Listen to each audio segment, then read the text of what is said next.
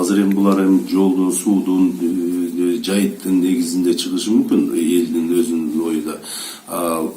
Тополоңду күчөйткөнгө бир үчүнчү тарап колдонуп коюшу мүмкүн да ушундайда. Мына кече көрүп атасыздар да, КАМАЗдарды өрттөп, үйлөрүн өрттөп. Ошон үчүн ушундай нерселерди колдонуп, бири-бирине агрессияны көбөйтө баштайт да, ошого алдырып койгула деген ойдо болуп атам да, ушундай болуп калышы мүмкүн. Ошон үчүн алдын ала эки жактан дагы элдерине, аксакалдарына, аттуу башталарына бардыгына чыгып, болгон күчтү жумшап, Тажикстан тарапы биз жак дагы ушун менен тополоңду токтотконго аракет кылышыбыз керек да.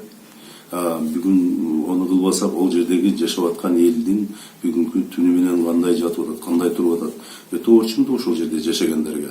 Биз ошолорго бир шарт түзүп беришибиз керек, Лейлектеги уже границада жашап аткан элдерге. Ошолорго биз чоң рахмат айтышыбыз керек. Ошол жерден жерибизди, суубузду алдырбастан, өзүбүздүн илгертен биздин эркибиздин чоң аталардан калган жерди сактап отурушат да бул эл. Ошон үчүн буларга биз өтө чоң көңүл буруп көмөктөшүбүз керек. Мен ошо Лейлекти Баткен районунда, Баткен облусу боюнча ошол жака бир экономический жакшы бир план түзүш керек да, илгерки госплан дегендей, бир ошол госпланды түзүп, ошол жакты бир өнүктүрсөк, ошондо ошол жака барып көпчүлүк иштегиси келет, ошол жака барып отуруп ташкысы келет да.